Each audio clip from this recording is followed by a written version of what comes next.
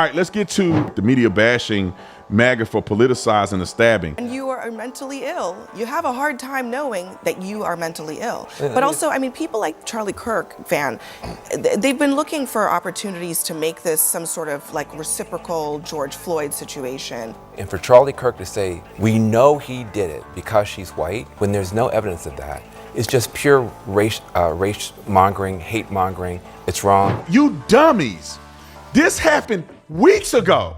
Nobody covered it. Nobody said anything. There was no FOIA request. There was no demand for justice. There was none of that. What are y'all talking about? So the video has been released of the actual stabbing of the young lady on the train, uncensored. We have that video, but we have blurred out the video because out of just the sheer respect for the violence that happened to this young lady. But I think people did not see what actually happened because it freezes like this. So we have the video. Viewer discretion is advised. If you got a weak stomach or you don't want to see the video, then just skip past this point. We'll create a chapter so you can just skip the video if you don't want to see it. But if you want to see it, we'll show it to you. The reason that I want to show it to you is because I want you to see the totality of what happened.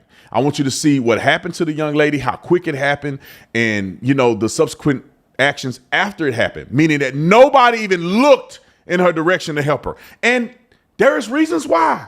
Let's keep it real. Do you want to be like Daniel Penny? And I think it happened so fast, as you'll see in the video, that I don't think people knew she got stabbed. I think people just thought he hit her a couple times and walked away. So without further ado, roll the clip.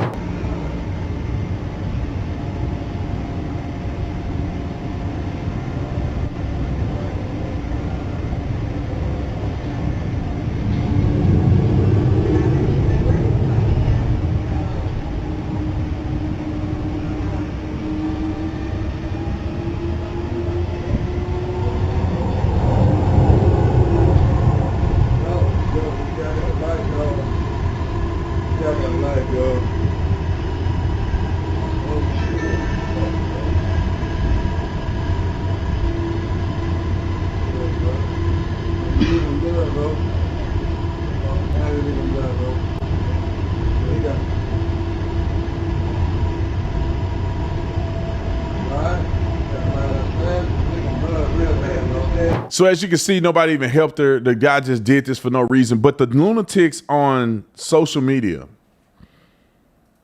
the CNNs and the Van Joneses of the world, like how do you not look at that? And I'm gonna play a bunch of clips of it, of this other stuff. How do you not look at this and say, there is an issue with black violence, right? I mean, can we, let's talk about the elephant in the room. There is an issue. Because you can't find many videos of white people cutting up like you see black people. Not that black people are the only ones, but show me a video of a white man doing a black woman like this. Okay, that's what I thought. So let's listen to Van Jones on CNN make himself look like a complete fool. Roll the clip. Unfortunately, we don't have services that they used to have for mentally ill people in terms of dealing with them.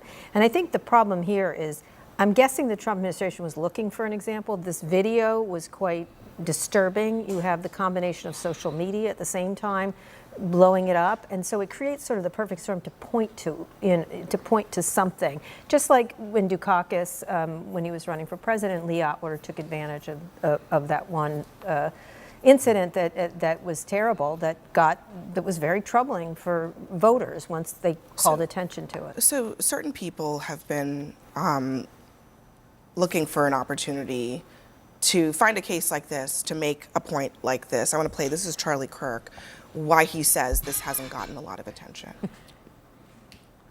A white Ukrainian refugee was murdered just because she was white. Everybody knows that, obviously. If a random white person simply walked up to and stabbed a nice, law-abiding black person for no reason, it would be an apocalyptically huge national story used to impose national sweeping political changes on the whole country. Instead, Megan Basham, no one seems to care when a white woman gets stabbed to the death. Wow. He said white a lot. Well, we are talking about it here, so I guess I mean, I don't think that's fair. Look, being in the system, because I have represented people who are mentally ill, and here's the balance. The balance is taking away people's freedom versus evaluating their mental illness. And New York City, there are a lot of programs for people who are mentally ill, but they have to want to be there. Yeah, and it's about difficult. Hold on a second. I tried not to interject, but I had to. Real quick. It won't take long. Charlie Kirk is 1,000% right. If you dummies, this happened weeks ago. Nobody covered it. A woman stabbed to death on a train happened weeks ago. Nobody said anything. There was no FOIA request. There was no demand for justice. There was none of that. What are y'all talking about? Listen, y'all, the system isn't broken. It's rigged. And if you're buried in debt, that's exactly how they want it. Big banks profit when you're desperate. Creditors win when you're losing. But you don't have to play their game. PDS Debt helps you fight back with a personalized plan tailored for your financial situation. And whether it's credit cards, personal loans, collections, or even medical bills, PDS Debt has customized options to help you save more, pay off your debt faster, and keep more money in your pocket. They don't care about your credit score, just helping you win. They've helped hundreds of thousands get out of debt and hold an A+ rating with the Better Business Bureau and 5-star reviews on Trustpilot. If I needed it, which before I did, now thank God I got my credit right, but if I needed it, this is exactly the company that I work with. And if you're struggling with your debt, you should work with them as well. You're 30 seconds away from being debt-free. Get your free assessment right now at pdsdebt.com/Tatum. That's pdsdebt.com/Tatum. And for the people in the back, pdsdebt.com/Tatum. Y'all talking about this weeks later after the video goes viral. You weren't covering it. Daniel Penny tried to prevent a nut from doing this, and y'all covered it wall to wall. Tried to put the boy in prison for life. Play the clip. You are mentally ill. You have a hard time knowing that you are mentally ill. But also, I mean, people like Charlie Kirk, they've been looking for opportunities to make this some sort of like reciprocal George Floyd situation. And that's the part that I think he's almost giving away the game. And it's sad to see a lot of people going along with it. You know, let me just say a couple of things. One is, what happened to that young woman was horrible. And it's everybody's nightmare. If you're in any public space, a subway, whatever, that something bad is going to happen to you or somebody you care about. So it does strike a chord. We don't know why that man did what he did. And for Charlie Kirk to say, we know he did it because she's white, when there's no evidence of that, it's just pure race mongering, hate mongering, it's wrong. Then he says that if something like that had happened the other way, there would be sweeping changes imposed on society. Where is the George Floyd Policing Act? It didn't pass. Even when you had a white police officer murder a black man on live television, the whole world saw, there were no sweeping changes. In fact, not one law was passed at the federal level. So I think that's an important thing to point out. The other thing is, you mentioned the thing about cashless bail. I think this is a big challenge that we have. Would you have felt better if there had been cash bail and the mom had come and put down $1,000 to let him out? It's not about cashless bail or no cashless bail. It's about the fact that we don't know how to deal with people who are hurting in the way this man was hurting. Hurt people. What happened was horrible. But it becomes an opportunity for people to jump on bandwagons. And then for someone like Charlie Kirk, he should be ashamed of himself. No one mentioned the word race, white, black, or anything except him. What people mention is the horror of what happened to this young woman. Ben Jones, shut the. I want to just cuss. I want to cuss. How stupid and disingenuous is this conversation? Charlie Kirk brought up race. George Floyd got killed by a police officer, and immediately it was because he was black. What do you think? Where did they see that this happened because the man was black? What's his name was nice to George Floyd. He put him in the back of the car. He was treating him with dignity and respect. Then it went south. So, but we jumped to the conclusion that George Floyd lost his life only because he was black and the cop was white, with no evidence or information pertaining to that whatsoever. But you get a black man, why he didn't stab somebody else? A white woman, and he stabs her in the neck.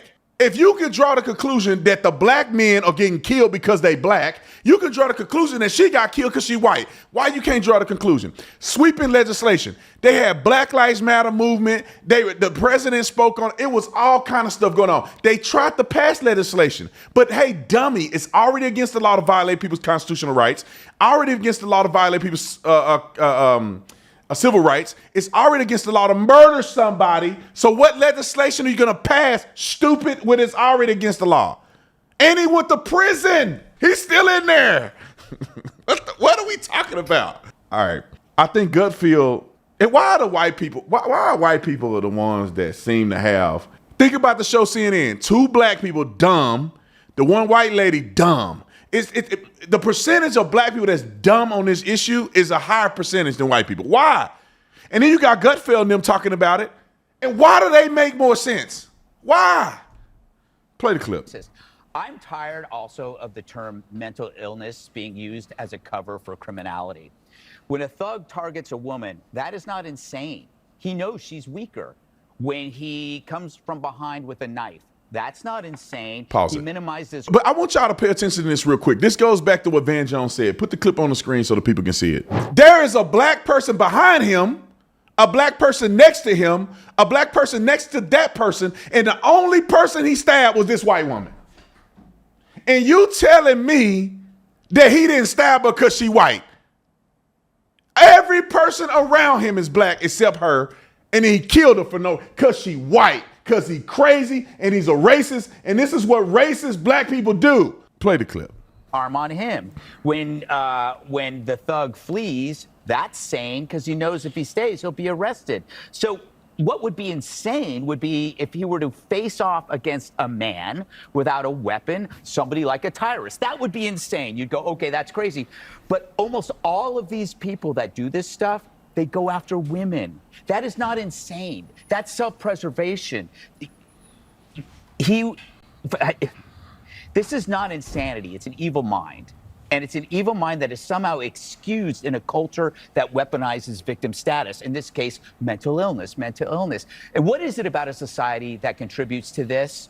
And I'd say this based on my own personal evidence of being on city streets every single day in New York, that when a homeless person is shouting at people, he's not shouting, I really made a mess of my life. Boy, I really screwed up. No. His aggression is purely blaming other things and other people. He blames the world, he blames people, he blames you. So we're living in a progressive ideological nightmare where the worst in society is empowered by a sense of victimhood. So when this happens, they will still get people like Brian Stelter that says, oh, be careful of the racism, or other people saying, you know what? We really need to be concerned about our services to the mentally ill, which may or may not be true, but he's not mentally ill. He needs to be executed. Lastly, I asked Grok for a conservative count of the number of times the George Floyd video was played, looking at tweets and social media, Instagram, news networks. It came to a conservative number of 975 million times. That is not counting retweets. So that is a snapshot of this liberal disease, the hierarchy of problems. The media and politicians, people like Stelter, implore you not to cover one problem, but to amplify another one to a destructive degree that leads to riots, leads to dozens of deaths. But do not cover this other thing because that is racist. And that is not as important. In the hierarchy of problems, we decide what you cover. Objectively speaking, does that not make sense? Is that not a reality? I don't understand how people don't get this. Quit talking about what this man's mental illness was when that girl died. She got murdered. I don't give a what he was going through. He can go through that in prison. He got arrested he went to jail 14 times. Like, he can get mental health help in prison. How is he free? It's a ticking time bomb, man. Everybody know it. Every cop that arrested that guy know. He out again. That dude's a ticking time bomb, dude. He's hallucinating. We didn't arrest him, but beat up his sister. In 2025, I think he beat his sister up. And he's being evaluated, but never got the full test of being schizophrenic. But bro, schizophrenia, killing white people is just schizophrenia. He didn't stab anybody else on the train. Little white girl right in front of him, stabbed her, killed her, lost her life. Put that dog in jail. If that was my sister, I would be so upset and tears would be running down my eyes, and the pain that I would feel watching my sister hold her neck as she passes out and dies would be so infuriating to me. I don't care what was wrong with him. Last clip of this topic, the Daniel Penny flashback. And this is why I don't think nobody helped. And this is what the contradiction or the hypocritical behavior and nature that Charlie Kirk was talking about. That man killed somebody, should have stopped him, but that man then killed somebody, and he probably acted nut on that train all the time. But when Daniel Penny tried to save people, like, they tried to crucify him. Roll the clip. Marine veteran Daniel Penny surrendered to authorities Friday morning to face a second-degree manslaughter charge. 5 to 15 years. Is that enough for someone who choked somebody out on the train and took their life? Neely's supporters have been taking over streets and subway platforms, calling for an arrest. Neely's supporters say the acquittal is rooted in racism. Neely's supporters have been protesting, saying they wanted charges to be brought against Daniel Penny. Bragg went on to say, quote, Jordan Neely should still be alive today. And the person who killed him was not held responsible.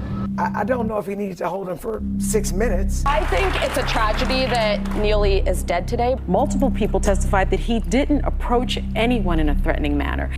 A lunatic just got up and started to viciously stab. She's just sitting there. The silence from legacy media and Democrats is deafening. This man was arrested 14 different times and was still able to walk free amongst us all.